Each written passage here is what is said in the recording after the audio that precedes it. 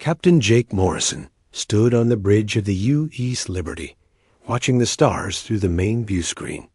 His hands gripped the railing as he studied the sensor readings. The numbers were not good. Not good at all.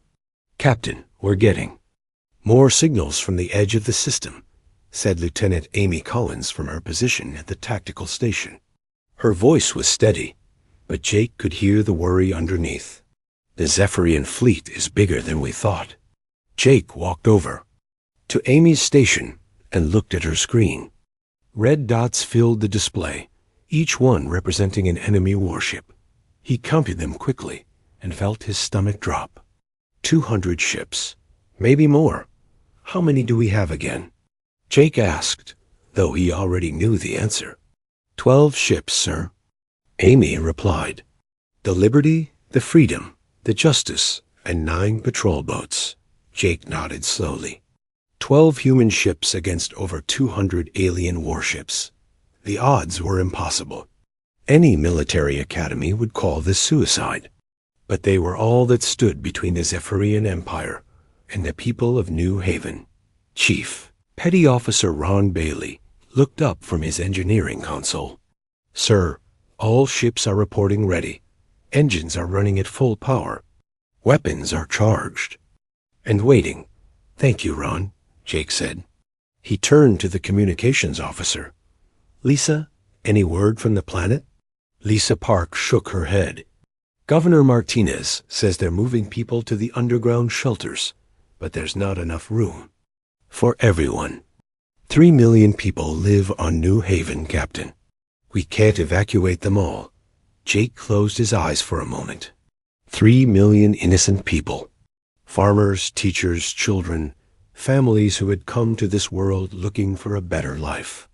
They were depending on 12 small ships to protect them from an empire that had conquered dozens of star systems. "Sir, the Zephyrian fleet is moving," Amy announced. "They're coming into the inner system. We have maybe 2 hours before they reach New Haven." Jake opened his eyes and looked around his bridge. These people had served with him for 3 years. Amy Collins had joined the fleet right out of the academy. She was smart and brave, but she had never been in a real battle. Ron Bailey had been fixing ships for 20 years.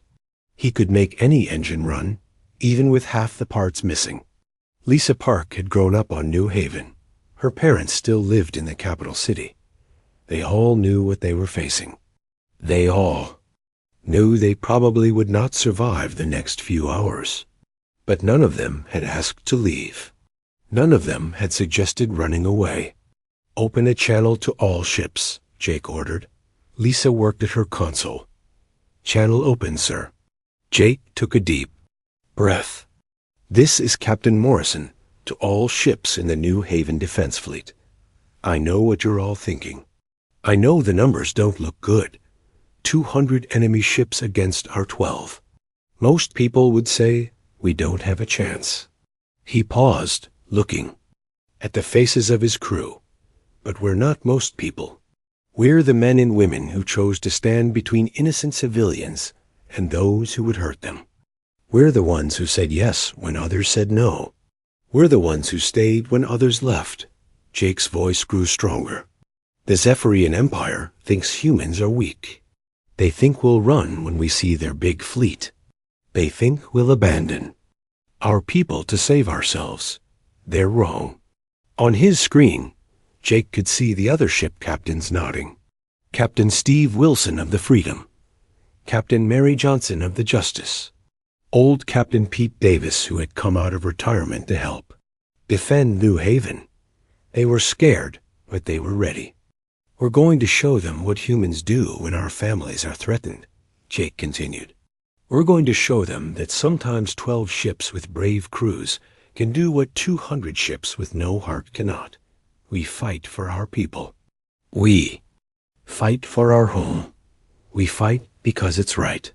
"Yes, sir," came the voices from all 12 ships. All ships moved to defensive positions around New Haven. Prepare for battle. The small human fleet spread out between the planet and the approaching enemy. Their ships were tiny compared to what was coming, but they moved with purpose and determination. Jake sat down in his captain's chair. Amy, what do we know about Zephyrian tactics? They like to use their big ships to scare enemies into giving up, Amy replied, reading from her tactical database. If that doesn't work, they attack with everything at once. They don't expect much resistance. Good. That might give us an advantage. They won't be ready for a real fight. Ron Bailey called out from his station. Captain, I'm reading massive energy signatures from the enemy fleet. Those are some big ships out there. Jake nodded. He had fought Zephyrian raiders before, but never anything like this. The third fleet of the Zephyrian Empire was their best fighting force. They had conquered the Altair colonies in just 3 days. They had destroyed the Centauri defense force without losing a single ship. Lisa, try to raise the Zephyrian commander. Maybe we can talk to them. Lisa worked at her console for several minutes. I'm getting a response, Captain. Admiral Corax wants to speak with you. The main screen changed to show an alien face. Admiral Corax looked like a giant lizard with 4 arms and glowing yellow eyes. Scars covered his face from many battles. He wore the black uniform of the Zephyrian Empire with gold decorations that showed his high rank. Human Captain, Corax said in perfect English. His voice was deep and threatening. I am Admiral Corax of the Third Fleet. You will surrender immediately, or we will destroy your pathetic ships and take your planet by force. Jake stood up. Admiral, I'm Captain Morrison of the New Haven Defense Fleet. These people have done nothing to your empire. They're peaceful colonists. There's no need for violence. Corax laughed, a sound like grinding metal. Your species amuses me, human. You think words will save you. You think your tiny fleet can stop the might of the Empire. You are wrong. We won't let you hurt innocent people, Jake said firmly. Then you will die with them, Corax replied. You have 1 hour to evacuate your ships and surrender the planet. After that, we attack. The screen went black. Jake's crew looked at him, waiting for orders. Outside the viewports, they could see the lights of the Zephyrian fleet getting brighter as the enemy ships came closer. Well, Jake said quietly, I guess talking didn't work. Orders, sir? Amy asked. Jake was about to answer when something impossible happened. The space between the human and Zephyrian fleets began to shimmer like heat waves on a hot day. The stars seemed to bend and twist. Both fleets stopped moving as their sensors went crazy. Then, out of nothing, a ship appeared. It was huge, bigger than any ship Jake had ever seen. At first, it looked like a ghost, transparent and flickering. Then it became solid, real, floating in space like it had always been there. The ship was beautiful and terrifying at the same time. Its hull was smooth and dark, covered in patterns that seemed to move when you looked at them. No lights showed on its surface. No engines glowed. It just hung in space, silent and mysterious. What is that? Lisa whispered. Jake stared at the massive vessel. I have no idea. On every ship in both fleets, alarms were going off. Sensors were trying to understand what they were seeing. Communications officers were sending urgent messages to their commanders. Ghost ship had appeared from nowhere, and everything had changed.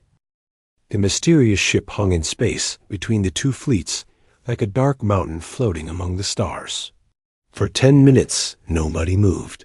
Nobody spoke.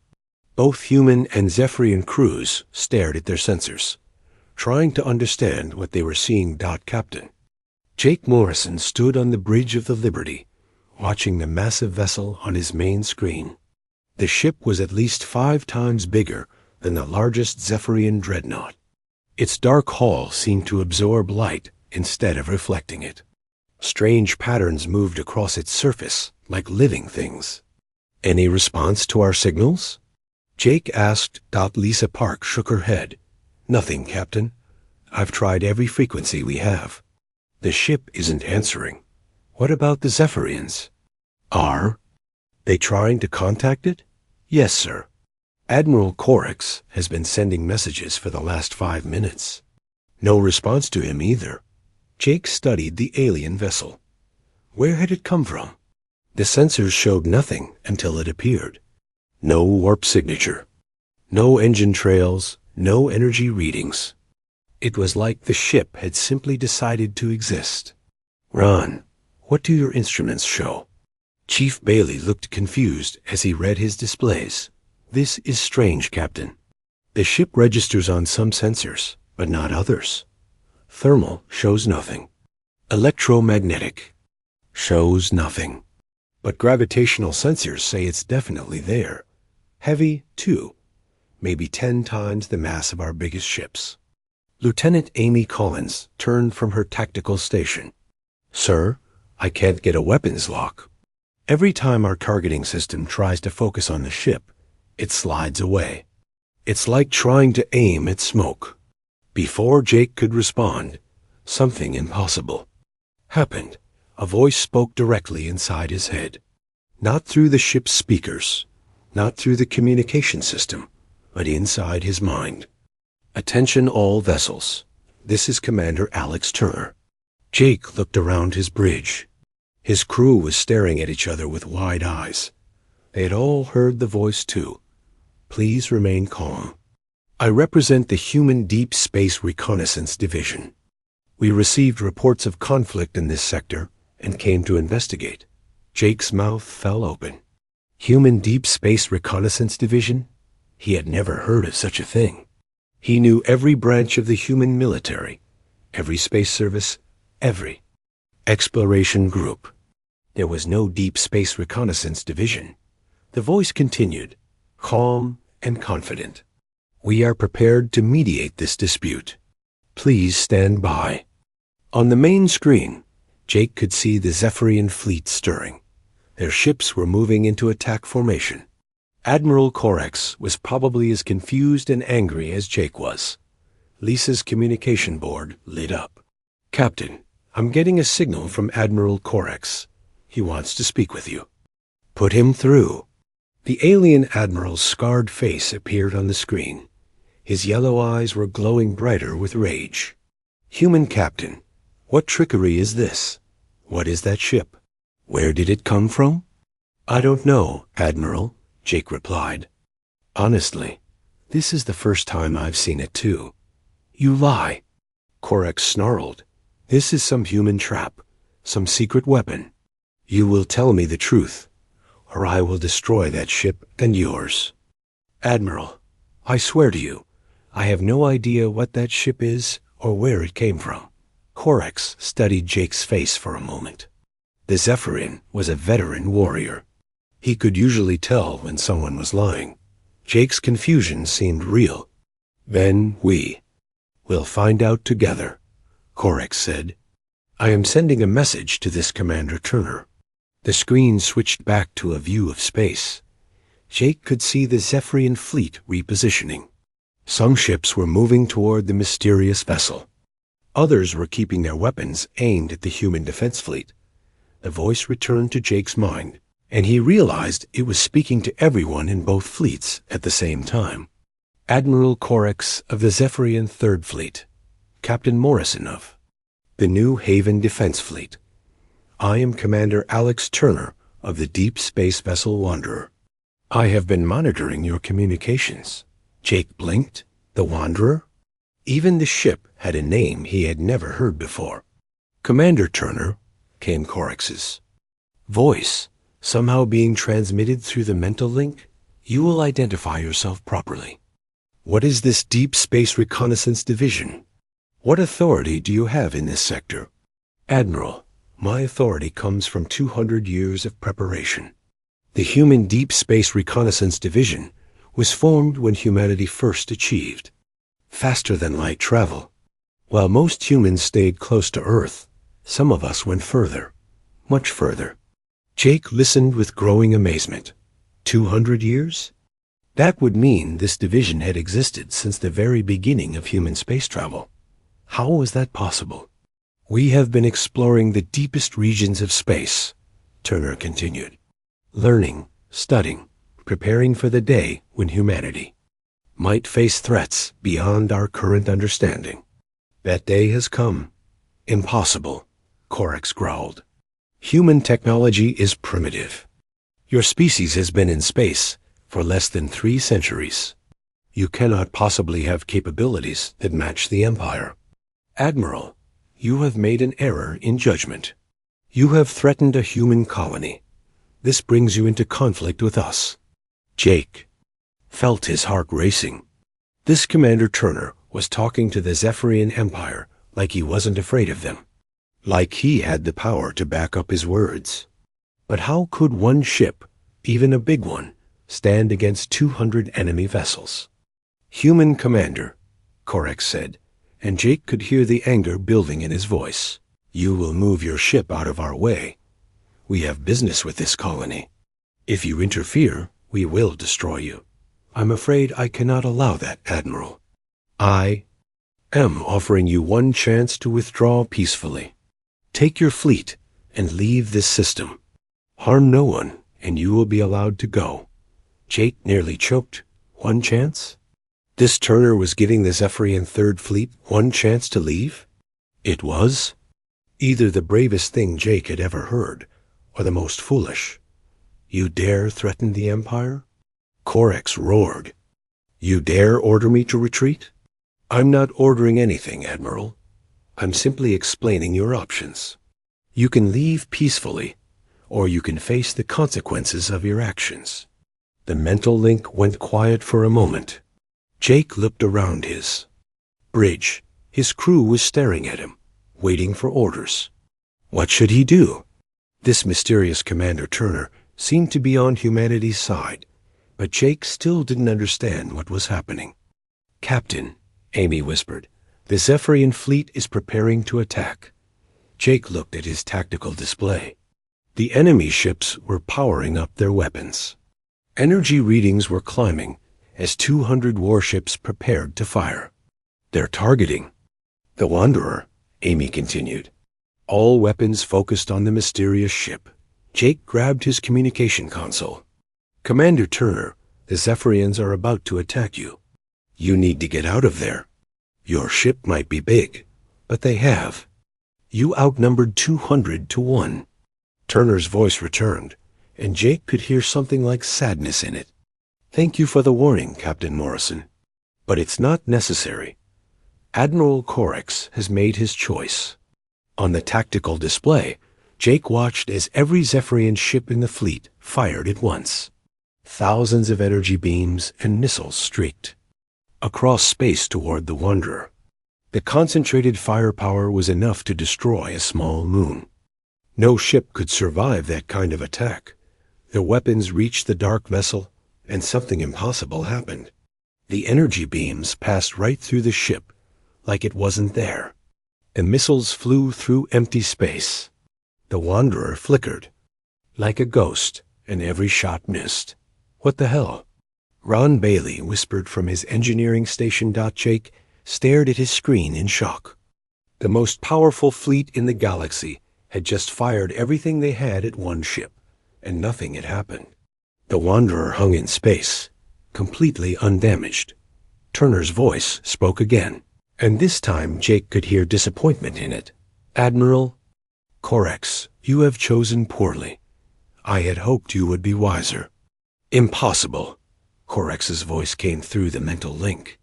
What kind of ship is this? What technology allows you to become incorporeal? The kind of technology you develop when you spend 2 centuries exploring the deepest mysteries of space, Admiral. The kind of technology you discover when you meet races far older than yours. The kind of technology you create when your survival depends on being better than anyone who might threaten you. Jake felt a chill run down his spine. Races older than the Zephyrians? The Empire was thousands of years old. They had conquered half the galaxy. What could be older than that? You're lying, Corax snarled. There are no races older than the Empire in this region of space. Admiral, You have spent your time conquering young civilizations in this small corner of the galaxy. We have been exploring regions you have never dreamed of. We have seen things that would terrify your greatest warriors. We have learned from civilizations that were ancient when your species was still learning to make fire. The Wanderer began to move, gliding smoothly through space without any visible propulsion. As it moved, the patterns on its hull seemed to shift and change. Now, Admiral, you will see what happens when you threaten human colonies. You will learn why we have spent 2 centuries preparing, and you will understand why the human Deep Space Reconnaissance Division has remained hidden until now. Jake gripped his captain's chair. Whatever was about to happen, he had the feeling that nothing would ever be the same again. The Wanderer moved through space like a shadow given form. Captain Jake Morrison watched from the bridge of the Liberty as the mysterious ship glided between the human and Zephyrian fleets. It made no sound, showed no engine glow, left no energy. Trail. It simply moved where it wanted to go. "Sir, I'm reading some very strange things," said Chief Bailey from his engineering station. His voice was filled with confusion. "The space around that ship is bending. Not like gravity, but like something else. Something I don't understand." Jake nodded, but kept his eyes on the main screen. The Zephyrian fleet was regrouping after their failed attack. 200 warships were spreading out in a battle formation, preparing for another assault. Admiral Corex was not the type to give up easily. "Commander Turner," Corex's voice came through the mental link, "your trick will not work twice. We will find a way to destroy your ship." "Admiral, you still don't understand what you're facing," Turner replied calmly. "Let me show you." What happened next broke every law of physics Jake had ever learned. The space around the nearest Zephyrian ship began to ripple like water. The massive battleship, a vessel designed to destroy entire fleets, suddenly stopped moving. Its engines were still running, but the ship wasn't going anywhere. "What's happening to my ship?" Corex demanded. "Your vessel is trapped in a localized gravity well," Turner explained. "One of my crew members can manipulate space-time itself. Navigator Kelly Santos has been studying this ability for 50 years. Jake's mouth fell open. Manipulate space-time? That was impossible. Humans barely understood how space-time worked, let alone how to control it. Another Zephyrian ship began having problems. Its hull started flickering in and out of existence. Parts of the ship would disappear, then reappear a few seconds later. The crew inside must have been terrified. "That's Chief Science Officer Dan Murphy," Turner continued. "He's causing your ship to phase between dimensions. Your hull is existing in multiple realities at once. Very uncomfortable for the crew, I imagine." Admiral Corex's voice was getting higher with panic. "Stop this. You're violating the laws of physics." "Admiral, the laws of physics are guidelines, not absolute rules. When you understand the quantum nature of reality, you can work within those guidelines in ways most species never imagine." A third Zephyrian ship lost all power. Its lights went out, its engines stopped, its weapon systems shut down. The massive vessel became a dark chunk of metal floating in space. "Weapons Specialist Rachel Ward," Turner explained. "She can disrupt molecular bonds through quantum interference. Your ship's power systems are no longer functioning at the atomic level." Jake looked around his bridge. His crew was staring at the tactical displays with shocked expressions. Lieutenant Amy Collins was trying to track what was happening to the Zephyrian ships, but her instruments couldn't make sense of the readings. "This is impossible," Amy whispered. "These humans, whoever they are, they're using technology that's beyond anything I've ever seen." "Ron, can you understand any of this?" Jake asked his chief engineer. Ron Bailey shook his head slowly. "Captain, I've been working on ships for 20 years. I thought I understood how things work. But this Turner and his crew, they're doing things that shouldn't be possible. It's like they've learned to rewrite the rules of reality. More Zephyrian ships were being affected. Some found themselves spinning uncontrollably. Others had their weapon systems refusing to work.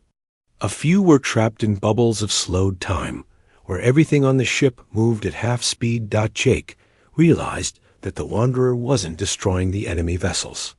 Turner's crew was disabling them, making them helpless without killing anyone. It was the most precise demonstration of overwhelming power he had ever witnessed. "Admiral Corex," Turner said, "do you begin to understand? The Human Deep Space Reconnaissance Division has spent 2 centuries learning from the greatest civilizations in the galaxy. We have studied with races that were exploring space when your empire was still a single planet. What races?" Corex demanded. "What civilizations?" "We have conquered everything in this region of space. Admiral, you have conquered the young races in this small corner of the galaxy.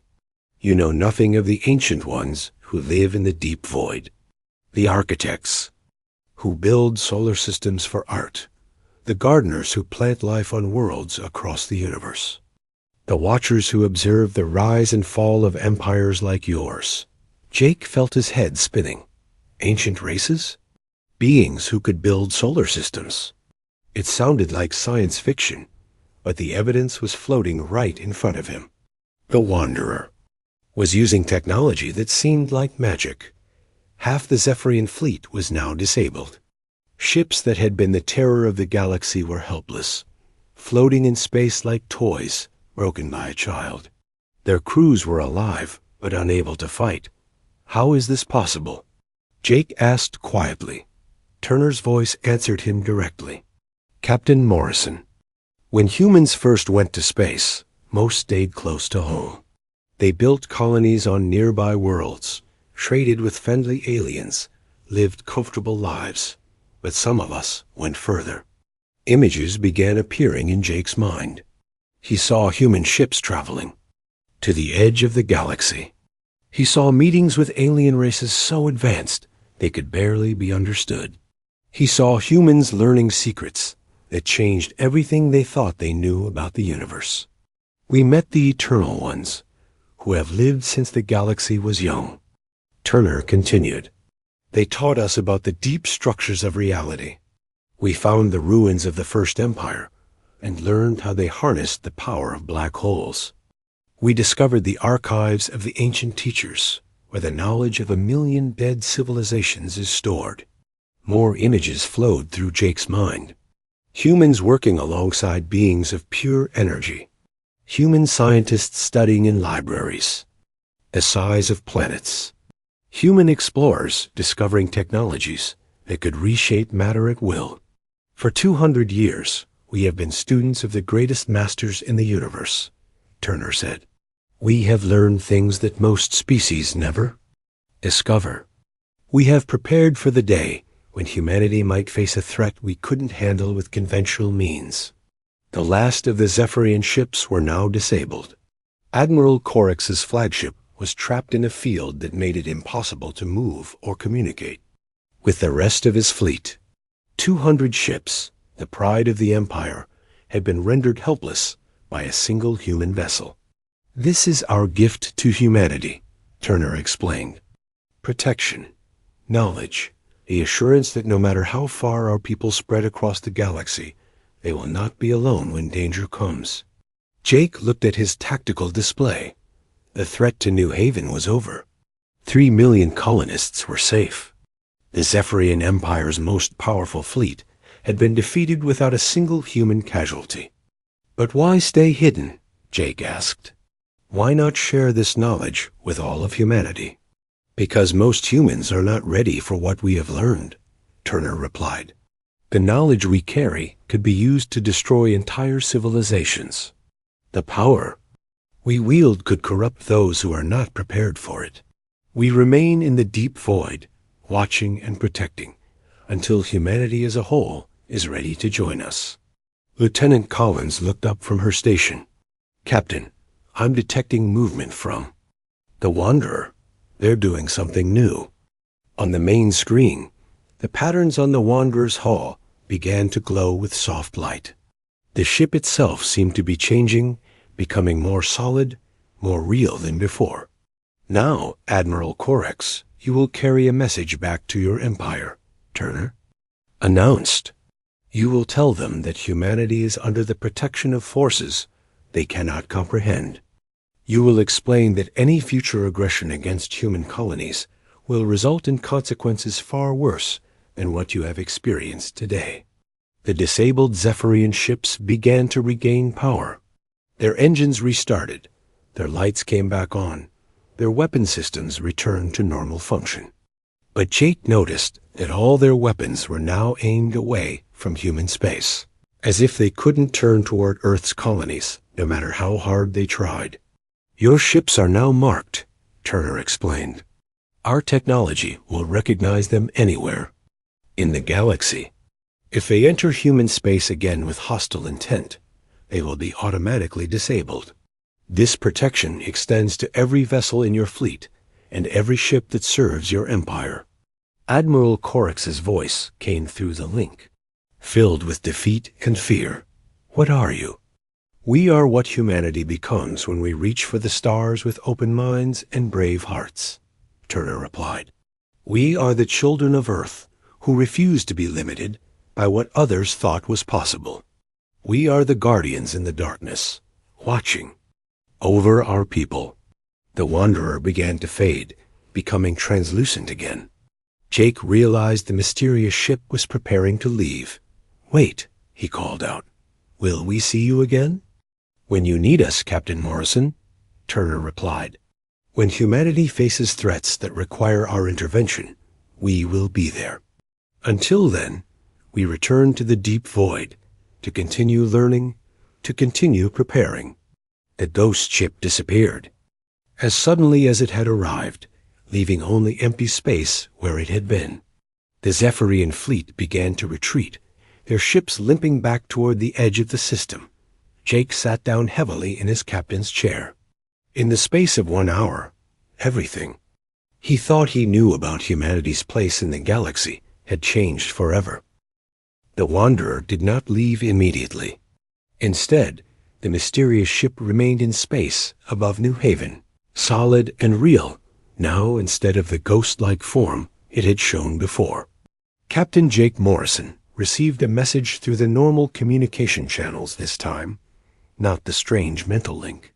Captain Morrison, this is Commander Alex Turner. Would you and your senior officers like to come aboard? There are things you should know before we depart. Jake looked around his bridge. Lieutenant Amy Collins was staring at her tactical screens, still trying to understand what she had witnessed. Chief Bailey was running diagnostics on every system, making sure the strange energies from the battle hadn't damaged anything. Lisa Park was fielding calls from New Haven, where 3 million colonists were celebrating their unexpected salvation. Amy, Ron, Lisa, you're with me, Jake decided. We're going to visit the Wanderer. The shuttle trip to the mysterious ship was unlike anything Jake had ever experienced. As they approached the dark hall, sections of it became transparent, revealing a docking bay inside. The shuttle was guided in by forces they couldn't see, landing gently on a deck that seemed to stretch forever in all directions. The docking bay was enormous, easily large enough to hold 50 ships the size of the Liberty, but it wasn't empty space. Gardens grew along the walls, filled with plants from dozens of different worlds. Streams of water flowed through the air without any visible containment, forming beautiful patterns before flowing into pools that defied gravity. This is impossible, Ron Bailey whispered as they walked through the bay. Water can't flow like that in a ship. Where's the artificial gravity coming from? How are those plants growing without soil? Commander Alex Turner met them at the entrance to the ship's interior. He looked human, but there was something different about him. His eyes seemed to hold depths of knowledge that no normal person could possess. He appeared to be in his 40s, but Jake had the feeling he was much older than he looked. Welcome aboard the Wanderer, Turner said with a smile. "I know you have many questions. We'll try to answer what we can." Behind Turner stood three other people. A woman with silver hair who seemed to shimmer slightly around the edges. A man whose hands glowed with a faint blue light. A younger woman whose eyes reflected starlight that wasn't there. "This is Navigator Kelly Santos," Turner said, indicating the silver-haired woman. "She's the one who manipulated space-time during the battle." Chief Science Officer Dan Murphy, who handled the dimensional phasing. And Weapons Specialist Rachel Ward, who disrupted the molecular bonds in the Zephyrian power systems. Jake shook hands with each of them, noting that their skin felt different somehow. Not alien, but changed, enhanced. "How long have you been out there?" Jake asked as they walked through corridors that seemed to bend and twist in impossible ways. "I've been with the Deep Space Reconnaissance Division for 43 years, Turner replied. "Kelly has been with us for 60 years. Dan joined us 37 years ago. Rachel is our newest member at 22 years of service." Amy Collins did the math quickly in her head. "But that would make you all much older than you look." Kelly Santos laughed, a sound like wind chimes. "Time moves differently when you travel between dimensions, Lieutenant. We age more slowly out in the deep void. Some of us have been exploring for over a century, but have only aged 20 or 30 years." They entered what appeared to be the ship's main bridge, though it looked nothing like any bridge Jake had ever seen. Instead of control panels and screens, there were floating displays of light that responded to thought. Instead of chairs, there were platforms where crew members could stand or float as needed. "How big is this ship?" Ron asked, looking around in amazement. "The Wanderer exists in 17 dimensions simultaneously," Dan Murphy explained. "In normal space, it's about 2 kilometers long. But if we activated all dimensional layers, it would be roughly the size of a small moon." Jake felt dizzy trying to understand that concept. 17 dimensions? Most species only perceive 3 spatial dimensions and 1 time dimension, Murphy continued. But reality has many more layers than that. When you learn to access them, you can create spaces much larger than they appear from the outside. Turner led them to a viewing area where they could see out into space. The stars looked different from here, clearer and brighter than Jake had ever seen them. "The reason we stayed hidden for so long," Turner began, "is that the knowledge we've gained could be dangerous in the wrong hands. We've learned things that could destroy entire star systems. We've discovered technologies that could rewrite the laws of physics in localized areas. We've found ways to travel instantly across the galaxy. But humanity deserves to know about this," Lisa Park said. "People should know that we're not alone out there, that some of us have gone so far beyond what we thought was possible." Rachel Ward nodded. "We've had this debate many times, Lisa. But consider what would happen if this technology fell into the wrong hands. What if someone used dimensional manipulation to make planets disappear? What if criminals learned to phase between realities to avoid capture? What if warlike governments tried to use space-time distortion as a weapon?" Jake understood their point, but it still bothered him. "So you've been protecting us without our knowledge, making decisions for all of humanity." "Not decisions for humanity," Turner corrected. "Decisions for the galaxy. We've prevented several wars by removing key weapons before they could be used. We've stopped plagues that would have wiped out entire species. We've guided younger civilizations away from technologies they weren't ready for."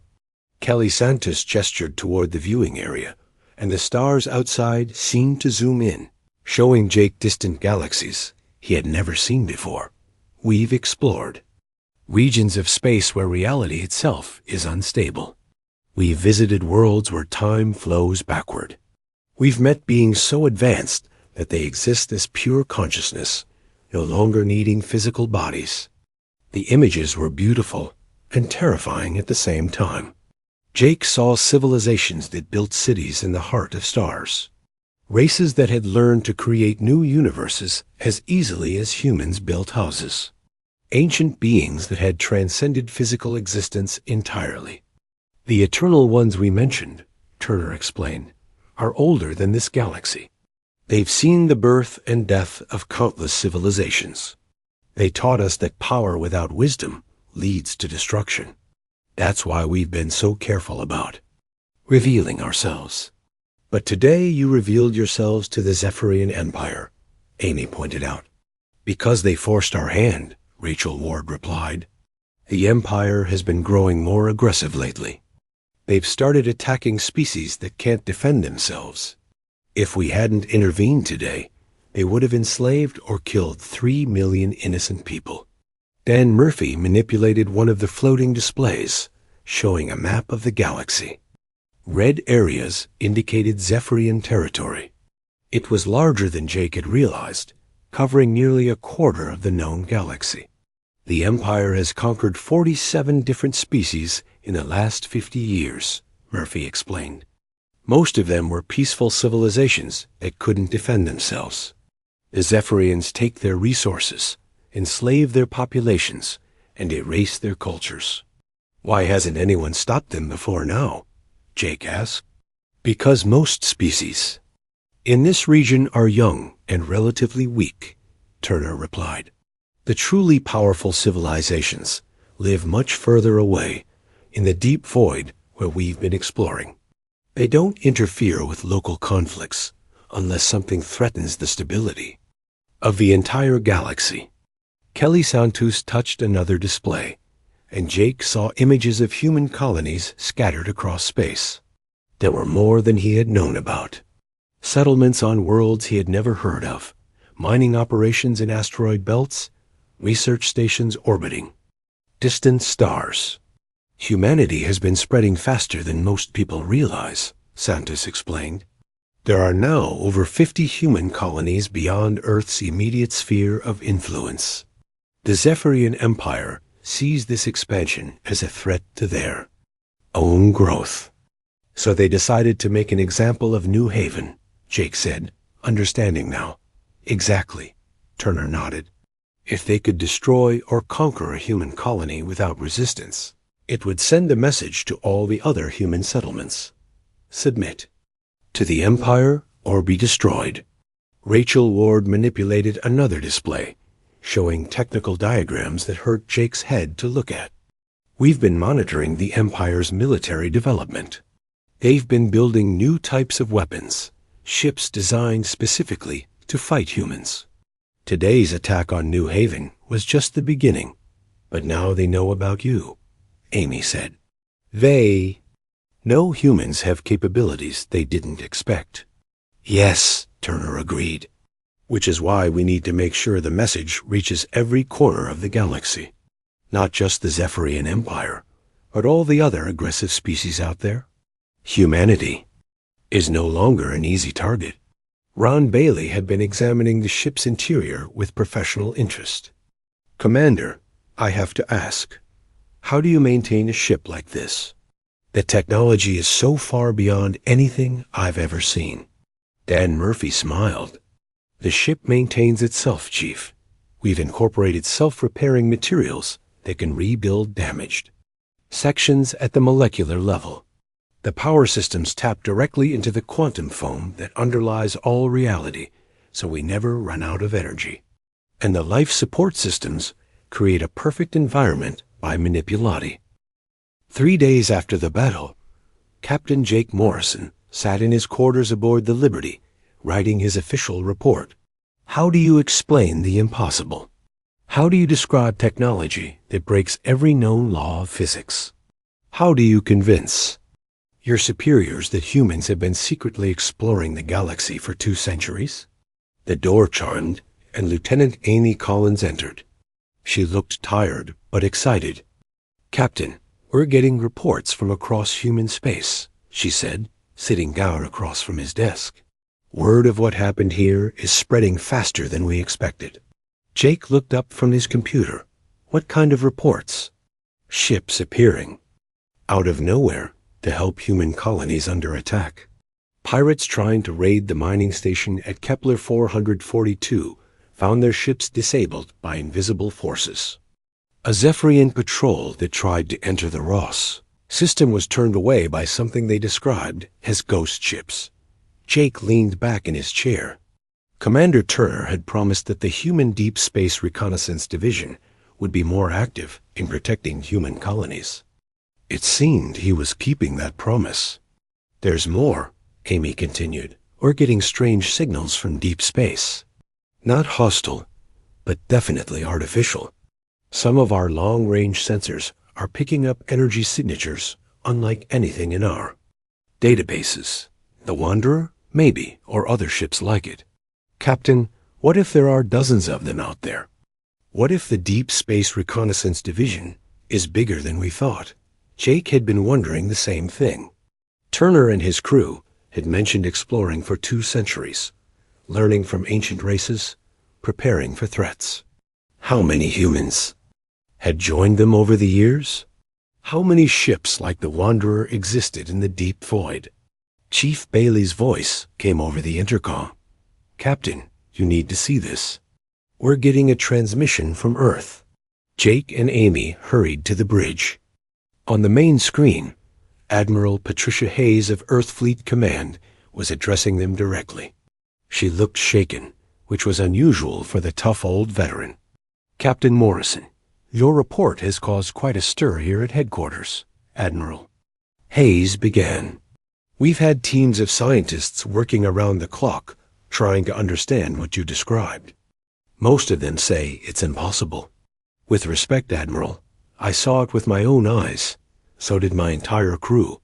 I believe you, Captain. That's the problem. If what you're telling us is true, then we've been living in ignorance for 200 years. There's a whole branch of humanity we never knew about, with technology beyond our wildest dreams." Jake could see the frustration in the Admiral's face. "What are your orders, sir?"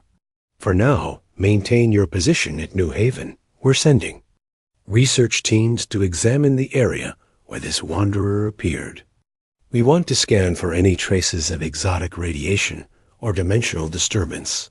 The transmission ended, leaving Jake's crew alone on the bridge. Lisa Park looked up from her communication station. "Captain, I'm monitoring news broadcasts from across human space. The story is everywhere. Some people are calling it the greatest day in human history. Others think it's all a hoax. What about the government?" Jake asked. "They're being very careful about what they say. But between the lines, I think they're scared. Scared of technology they don't understand. Scared of humans who've become something more than human." Jake understood their fear. The crew of the Wanderer had seemed human, but they were clearly different. Enhanced. Changed by their centuries of exploration and contact with ancient alien races. Amy's tactical console beeped with an incoming signal. "Captain, we're getting a transmission from the Zephyrian Empire. It's being broadcast on all frequencies to every ship and colony in this sector. Put it through." The screen filled with the image of Emperor Thrax, supreme ruler of the Zephyrian Empire. The massive alien sat on a throne made from the bones of his enemies, his 4 arms gesturing dramatically as he spoke. "Citizens of the galaxy," the Emperor began, his voice filled with barely controlled rage. "3 days ago, our 3rd Fleet encountered a new threat, a human vessel with capabilities that defy explanation. This ship disabled 200 of our finest warships without firing a single shot." Jake glanced at his crew. This was probably not the kind of publicity the Human Deep Space Reconnaissance Division had wanted. "We have learned that this vessel represents a secret human organization that has been hiding in the deep void for centuries," Emperor Thrax continued. "They possess technology stolen from ancient races. They claim to be protectors, but they are clearly a threat to the natural order of the galaxy." The Emperor leaned forward on his throne, his yellow eyes glowing with hatred. "Therefore, the Zephyrian Empire declares that humanity is now our primary enemy. Any human colony, any human ship, any human settlement anywhere in the galaxy. A legitimate target for Imperial forces. Jake felt his blood turn cold. This was exactly what Turner had been trying to avoid. By revealing themselves to protect New Haven, the Deep Space Reconnaissance Division had made targets of every human in the galaxy. Furthermore, the Emperor continued, we offer a reward of 1 million energy credits to any species that provides information leading to the location of these hidden human forces. The galaxy must know about this threat before it's too late. The transmission ended, leaving Jake's bridge in shocked silence. Well, Ron Bailey said quietly, that could have gone better. Before anyone could respond, space around the Liberty began to shimmer. Jake's crew rushed to their stations as sensors detected the familiar distortion that preceded the Wanderer's arrival. The ghost ship materialized beside them, solid and real. Commander Turner's voice came through the normal communication channels. Captain Morrison, we monitored the Emperor's broadcast. I'm afraid our intervention has had unintended consequences. What do we do now? Jake asked. Every human in the galaxy just became a target. Not quite, Turner replied. The Emperor's declaration will actually work in our favor. Other species will now know that humanity has powerful protectors. Most of them will think twice before attacking human colonies. Amy looked skeptical. But what about the Zephyrian Empire itself? They won't be intimidated. No, they won't, Turner agreed.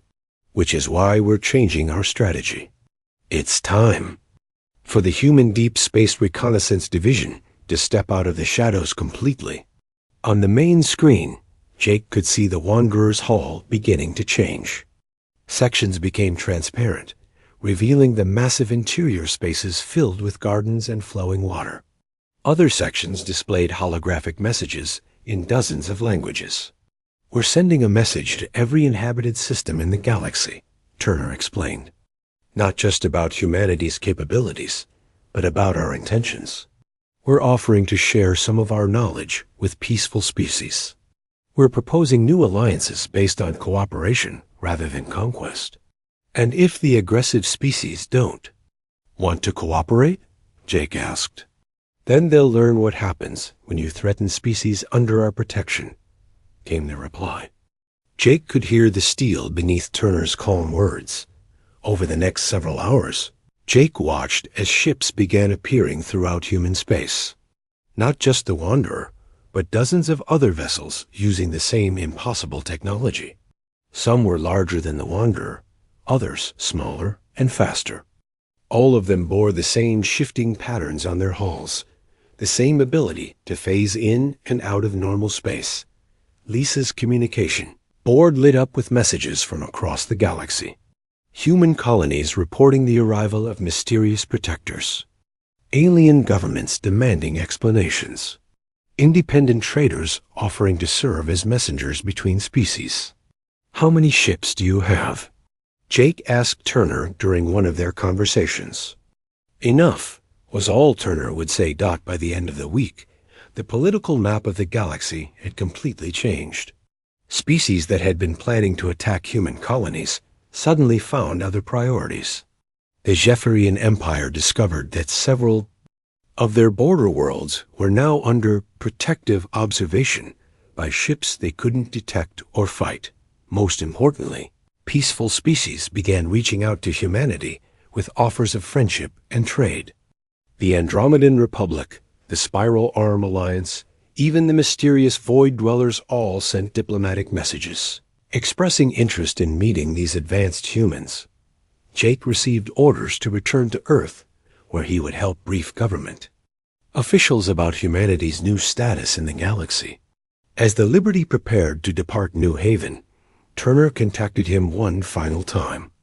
Captain, what happened here will be remembered as the day humanity truly joined the galactic community. Not as conquerors or subjects, but as equals who have earned their place through knowledge and wisdom. Will we see you again? Oh, yes. Turner replied.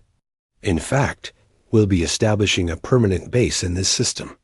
New Haven will become the first official port for the Human Deep Space Reconnaissance Division, a place where our two branches of humanity can work together.